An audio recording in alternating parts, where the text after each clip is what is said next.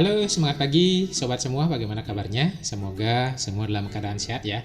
Pada video kali ini saya akan membahas materi ekonomi SMA kelas 12 tentang metode average atau rata-rata pada perhitungan persediaan barang dagangan. Pada video sebelumnya saya sudah membahas metode perhitungan persediaan barang dagangan dengan metode LIFO dan metode FIFO. Nah, pada video kali ini saya akan khusus membahas metode rata-rata atau average. Metode rata-rata atau average adalah persediaan barang dagang dihitung dari harga rata-rata barang yang dibeli. Nah, kalau saya sederhanakan ya, misalnya kita melakukan pembelian 3 kali di bulan itu. Nah, ketiga kali pembelian itu jumlah barangnya beda, harga belinya beda. Maka dengan metode rata-rata ini kita harus menjumlahkan dulu ketiga kali barang yang dibeli ini, kemudian jumlah totalnya kita bagi dengan kuantitas satu barang. Jadi kita rata-ratakan. Ya, mungkin agak sedikit ribet ya teman-teman. Kita langsung saja ke contoh soal bagaimana penyelesaian kartu persediaan dengan metode rata-rata ini, baik pendekatan perpetual maupun fisik atau periodik. Saya masih menggunakan soal yang sama dengan metode LIFO ataupun FIFO. Jadi PD Jaya mempunyai data bulan Desember 2019 sebagai berikut. Ada data persediaan awal seperti ini. Ada pembelian ya di tanggal 7, tanggal 17 dan tanggal 26. Dan ada juga penjualan di tanggal 14, 23 dan 30. Nah, di sini sudah ada per kilonya dengan harganya per kilo juga ada. Nah, kita akan coba dengan metode rata-rata ini berapakah persediaan akhir, berapakah harga pokok, dan berapa laba yang diperoleh. Baik teman-teman, saya bahas dulu dengan metode perpetual ya. Metode perpetual rata-rata atau average, saya buat tabel sama seperti ini ya. Ini kartu persediaan, ada tanggal pembelian, kemudian ada penjualan, dan ada saldo atau persediaan. Kemudian saya tampilkan juga soalnya di sebelah kanan untuk memudahkan saya nanti menginputkan datanya di kartu persediaan ini. Kita mulai inputkan dari tanggal 1 Desember ya teman-teman ya. Tanggal 1 Desember ada persediaan awal, tanggal kita masukkan di kolom tanggal seperti ini ya teman-teman. Kemudian karena ini adalah persediaan awal, berarti kita langsung masukkan dia ke saldo atau persediaan. Tidak lagi kita masukkan di kolom pembelian ya teman-teman ya, karena ini adalah persediaan awal. Jadi di kolom barang atau BR kita masukkan sebanyak 600 kg. Kemudian di harga atau HRG ini kita masukkan harga satuannya 8.000. Kemudian jumlahnya kita kalikan 600 kg dikali 8.000, jumlahnya adalah 4.800.000. Silahkan dicek kembali. Siapa tahu saya salah ketik ya teman-teman. Kemudian kita lanjut di tanggal 7 Desember ada pembelian beras sebesar 900 kg dengan harganya itu 8.500. Kita masukkan tanggalnya tanggal 7. Kemudian jumlah barang, karena ini pembelian berarti kita akan masukkan dia di kolom masuk atau kolom pembelian ini ya teman-teman ya. Karena ini adalah pembelian. Kita masukkan jumlahnya 900 kg dengan harga belinya itu adalah sebanyak 8.500. Kemudian jumlahnya teman-teman silakan kalikan 900 dikali 8.500, jumlahnya 7.650. Sudah ya teman-teman ya. Nah, kemudian kita akan menentukan saldo dari pembelian ini, kan jumlah barangnya tentu berubah ya, saldo atau persediaannya tentu berubah. Nah, di sini berbeda dengan LIFO dan FIFO. Kalau LIFO dan FIFO kita tetap akan mencantumkan jumlah persediaan barang sebelumnya dan jumlah persediaan barang yang dibeli, karena memang harganya itu tidak dirata-ratakan. Tetapi di metode average ini atau metode rata-rata ini kita harus merata-ratakan dulu harga barunya nanti berapa. Kalau sebelumnya ada harga 8.000 dan dari pembelian tanggal 7 ada harga 8.500, tentunya akan ada harga baru karena kita rata-ratakan. Nah, bagaimana cara merata-ratakan ya? Saya akan buatkan dulu perhitungan di bawahnya seperti ini teman-teman ya. Oke, untuk tanggal 7 Desember pembahasannya ya. Nah, sebelumnya kita ada persediaan 600 di sini ya, ada persediaan 600, sumbernya dari sini dengan harga 8.000 kita kalikan 4.800 ya, sama. Kemudian di tanggal 7 kita membeli 900 kg dengan harga 8.500 dan jumlahnya 7.650. Kita masukkan sama seperti ini ya. Ini sumbernya dari pembelian, yang 600 ini sumbernya dari persediaan atau saldo sebelumnya ya. Nah, sekarang kita jumlah 600 ditambah 900 itu 1.500, kemudian 4.800 ditambah 7.650. Jadi kita jumlah. Yang ini tidak ya teman-teman ya. Yang tengah-tengah atau harga belinya ini kita tidak jumlah. Yang kita jumlah hanya kuantitas atau 600 ditambah 900 dan jumlah yang akhir ini 4.800 ditambah 7.650. Kita jumlah, ini hasilnya teman-teman ya. 600 tambah 900 1.500.000, 4.800 ditambah 7.650 hasilnya 12.450. Silahkan dihitung kembali ya, mudah-mudahan nggak salah. Nah, untuk menentukan harga baru ya, harga barunya di sini, maka ini ya, jumlah 12.450 dibagi 1.500. Itu ya caranya ya. Jadi 12.450 jumlah harganya ini dibagi dengan jumlah barangnya 1.500 ya, buat perhitungannya di samping di sini ya teman-teman. Ini ya, 12.450 dibagi 1.500 hasilnya 8.300. 8.300-nya inilah kita masukkan sebagai harga barunya di sini. Ya, seperti itu ya. Nah, kita sudah membuat perhitungan ya teman-teman. Sekarang kita masukkan di kolom saldo atau persediaan ini. Barangnya yang kita masukkan adalah jumlah akhirnya yang ini 1.500, kita tuliskan di sini teman-teman.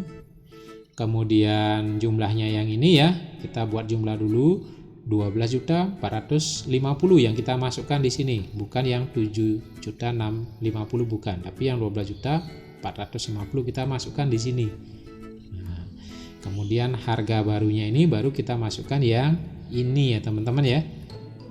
Oke, udah. Jadi berbeda dengan LIFO dan FIFO. Jadi di sini tidak ada persediaan yang 2 atau 3, yang tersisa itu kita cantumkan lagi, tidak, tapi kita langsung rata-ratakan. Nah, berikutnya di tanggal 14 kita ada penjualan, kita tuliskan saja dulu tanggal 14. Dijual beras sebanyak 800 kg, berarti keluar ya atau penjualan. Kita masukkan di kolom keluar jumlah barangnya 800. Nah, harga pokok yang digunakan yang mana? Teman-teman jangan menggunakan harga jualnya yang 9.000 ini ya, jangan digunakan. Ini nanti harga jual 9.000 ini kita gunakan untuk menghitung laba. Jadi ini kita nggak pakai, tapi kita pergunakan harga pokok yang ini ya, yang baru kita rata-ratakan. Bukan 8.000 juga, bukan 9.000 juga, tetapi 8.300. Ini kita pakai harganya ya. Baru kita kalikan 800 dikali 8.300 jumlahnya 6.640.000 rupiah. Sudah. Nah, berikutnya mencari saldo. Mencari saldo ya teman-teman ya. Sebelumnya kita kan sudah punya persediaan 1.500. Kemudian kita jual 800 ya, kita jual 800. Sisa berapa? 1.500 dikurang 800, sisanya 700. Silahkan dicek kembali ya. Kemudian harga pokok yang kita pakai ya harga terakhir ini ya. Kan ini yang punya sisanya dia. Jadi kita masukkan harga pokoknya 8.300 karena ini yang punya sisanya, bukan 8.000, bukan 9.000 tapi 8.300. Baru kita kalikan 700 dikali 8.300 hasilnya 5.810.000 rupiah. Baik teman-teman, udah ngerti ya? Agak sulit, beda dengan LIFO dan FIFO, kita harus merata-ratakan di sini. Berikutnya tanggal 17 Desember, kita masukkan tanggal 17. Tanggal 17 ini kita membeli lagi 500 kg beras harga 9.000. Karena membeli kita masukkan di kolom pembelian ya. Kita masukkan 500, harga belinya 9.000 sesuai dengan di soal. Dan jumlahnya kita kalikan ya teman-teman ya. 500 dikali 9.000 jumlahnya 4.500.000. Nah, sekarang kita menentukan saldo lagi, saldo persediaan. Yang keluar ini kan kosong, kita nggak menjual. Kita saldo sekarang.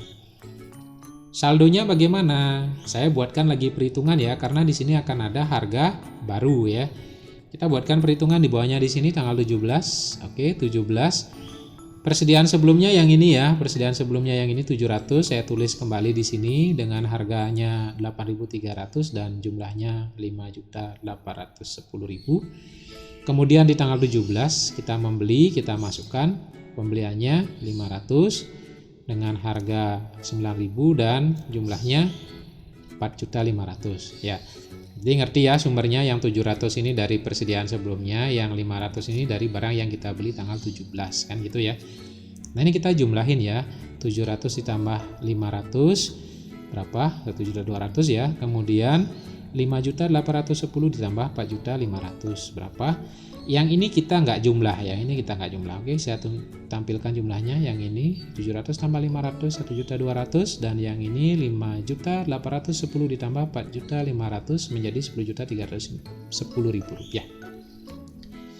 Baru kita menentukan harga barunya di sini berapa. Yang di sini yang kosong ini kita mau isi sekarang. Caranya sama seperti yang di atasnya ini ya. 10.310.000 dibagi 1.200. Saya buat perhitungannya di sampingnya ya. 10.310.000 dibagi 1.200 itu hasilnya adalah 8.591,57 rupiah. Maaf, 67 ya, saya ulangi. Hasilnya adalah 8.597,67 rupiah. Kita bulatkan ya. Kita bulatkan menjadi 8.592 saja ya. Jadi kita tulisnya di sini 8.592 rupiah seperti ini. Kita bulatin aja. Kalau mau dibuat dua angka di belakang koma boleh. Jadi nanti hasilnya tidak akan beda jauh. Kalau dibulatkan biasanya nanti hasilnya beda ya. Saya bulatkan saja. Nah, kemudian ini sudah kita hitung, baru kita akan masukkan ya. Kita masukkan yang 1.200 ini, kita masukkan ke sini, teman-teman. Ya, seperti ini ya. Kemudian yang 10.310.000 ini kita masukkan ke sini di jumlah. Ya. Kemudian harga barunya yang kita pakai adalah yang 8.592 rupiah ini. Kita masukkan di sini. Nah, teman-teman ya. Nah, berikutnya kita masukkan tanggal 23 melakukan penjualan. Saya tulis tanggal 23 dulu sini, 23 Desember. Kita menjual 750 kg. Kita masukkan di sini di keluar ya, karena kita menjual, kita masukkan di keluar 750 kg. Nah, harga yang kita pakai yang mana? Kita nggak pakai harga yang ada di sini. Kita nggak pakai harga 10.000 karena ini harga jual ya. Tetapi kita pakai harga pokok baru yang ini ya. Harga pokok baru 8.592 rupiah. Yang ini kita pakai harga pokok baru, bukan 8.300 bukan, tetapi yang 8.592 kita masukkan di sini.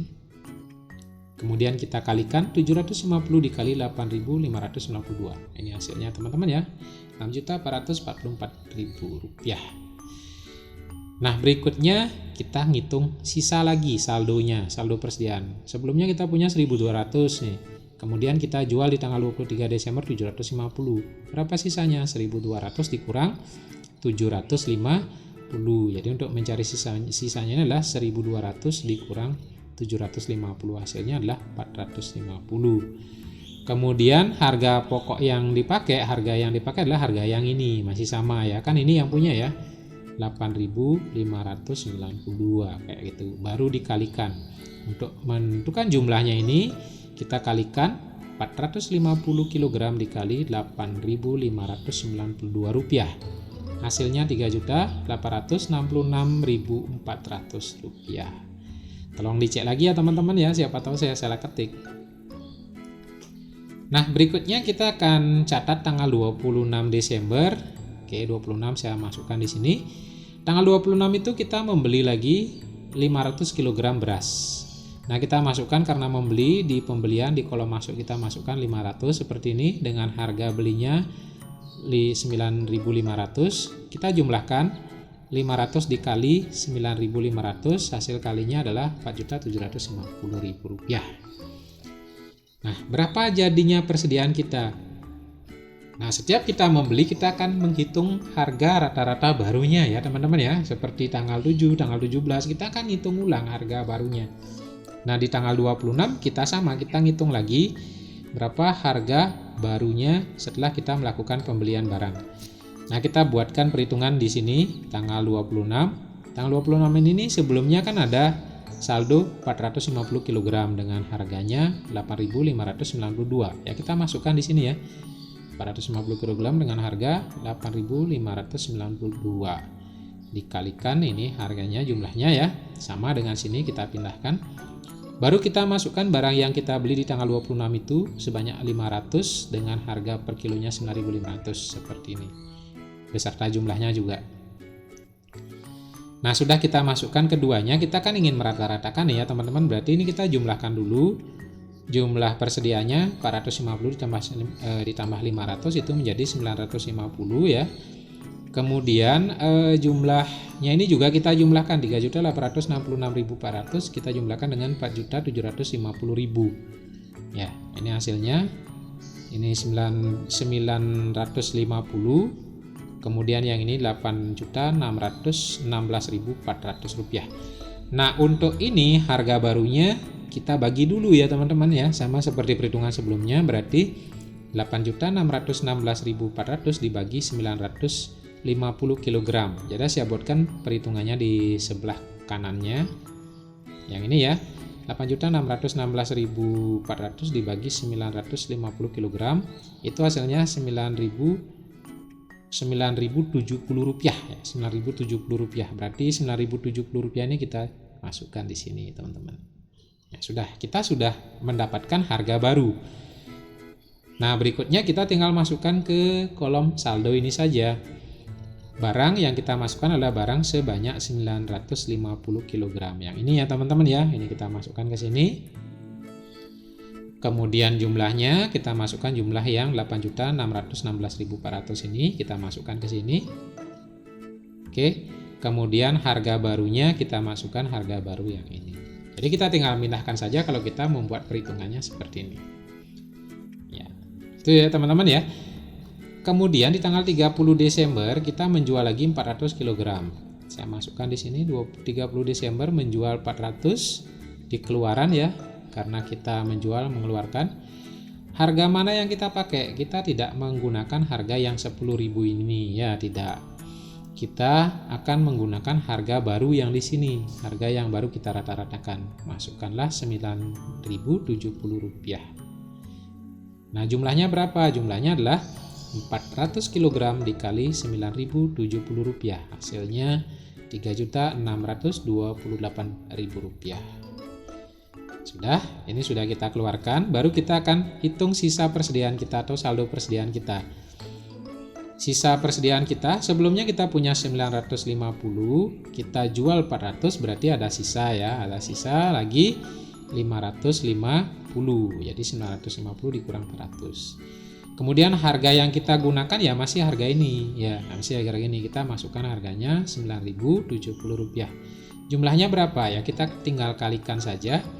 550 kali 9.070 rupiah, hasilnya 4.988.500 rupiah. Seperti itu teman-teman ya. Jadi setiap kita membeli baru, kita harus merata-ratakan untuk mendapatkan harga baru, harga rata-rata atau harga average. Nah, di saat menjual kita akan pergunakan harga yang baru. Harga yang baru kita rata-ratakan. Jadi seperti itu. Lebih gampang di saat menjual, kalau kita membeli kita harus merata-ratakan harga pokok barunya. Seperti itu ya teman-teman ya. Ini lebih enak kita kerjakan di Excel. Kita pakai formula sekali aja. Nanti kelanjutannya hasilnya muncul. Seperti itu ya. Mungkin nanti akan saya buatkan video singkat membuat kartu persediaan dengan Excel sehingga cepat. Pembagiannya cepat, kita tidak usah lagi menggunakan kalkulator ya teman-teman. Nah, persediaan akhirnya berapa dari ini? Karena ini sudah berakhir ya di 30 Desember transaksi terakhirnya. Berarti 31 Desember persediaannya berapa? Ya, persediaannya kita pergunakan persediaan yang ini saja. Ya, persediaannya sebesar 550 kg dengan jumlah 4.988.500 dan kita bisa mencantumkan harganya di sini karena ini harga rata-rata akan menjadi harga berikutnya lagi. Seperti itu harga rata-rata. Bisa beda dengan di LIFO dan FIFO, kita tidak mencantumkan harga satuan. Nah teman-teman ya, seperti itu perhitungan kartu persediaan perpetual dengan metode rata-rata. Nah, persediaan akhir sudah ketemu 4.988.500. Kita sekarang menghitung HPP ya. Baik, saya akan buka slide berikutnya. Nah, ini kita akan menghitung persediaan APP dengan metode periodiknya.